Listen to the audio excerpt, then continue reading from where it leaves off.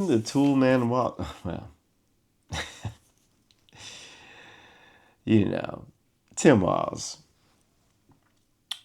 the man who advocated for tampons and boys' bathroom tampons. I ain't gonna go no further. That should be enough for you to not have any confidence in. And my favorite part was when he was running for vice president, where he was out hunting and he didn't know where the bullets went or where the trigger was. Yeah, they called him America's dad. Yeah. Well, he's being grilled over the fraud. And one of the questions was payments for autism in the state. For this one particular organization, actually, was about $500,000 a year. And over 6 years, it went from $500,000 to 300 and some plus million payments for autism.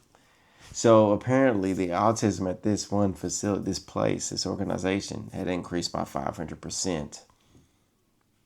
And they asked him, "What did you do about it?" And Mr. Walz said, "Well, I sent some people to go inquire about what was going on, that I thought something was suspicious." So let's say I'm the person doing it. Let's say I'm executing all these claims, and I've increased my profits, literally. I wouldn't say profits, they wouldn't call them profits, but increased the funding for autism at my center by 500%, going from $500,000 to almost a quarter or a third of a billion.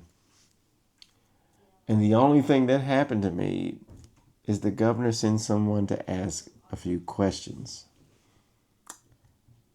No court hearings, no arrest. Just, does that person have autism? Yeah, they do. Yeah. Because, I mean, essentially, isn't that what Tim Walz said he did? Just somebody asked questions. That's hardly going to stop, well, the fraud. At this point, you can't even ignore that that's fraudulent. And then there's another question, which I thought was entertaining, was that is calling someone racist a serious term? Tim Walz was like, "I don't want to play these games. What do you mean? What are you going on? Blah, blah, blah, blah." He's like, "You ask him again," and Tim Walz did the whole, "What do you mean? What are you talking about? I'm here to answer questions." So the guy then gave specific examples of how, when people were highlighting fraud, they were told not to say anything about it because it would be racist or bigoted. So, in that case, is that okay? And yeah, he got some word salad. Now, he's probably learned that from Kamala. Come on, the word salad queen, the word salad, I guess, creator almost. I wouldn't say creator, but the Lord of. Would it be a Lord? She wouldn't be a Lord. What would you call it? What's the lady? Would it be the lady of word salad? I digress. She's even talking now. She's speaking at Jesse Jackson's thing, which is weird because didn't she not want to mention? She got upset at one of her rallies when someone started talking about God, and she was like, "Well, we don't want to have that at our rallies and stuff like that." And she said something along the lines of, at Jesse Jackson's funeral, "It's given me the faith."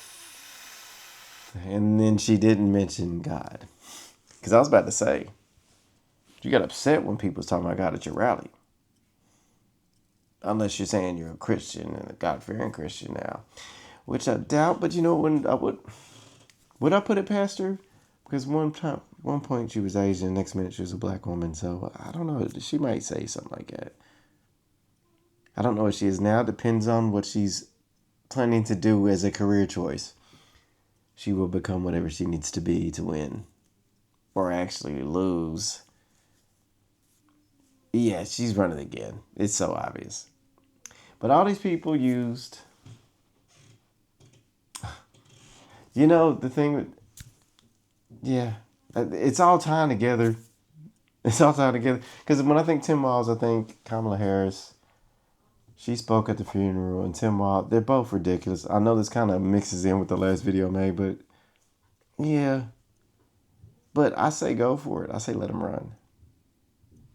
That's almost going to be a guarantee that it's going to be a Republican in charge. Especially if it's J.D. Vance, or better yet, Marco Rubio. Imagine the hurt that'll cause. It's gonna be entertaining in 2028.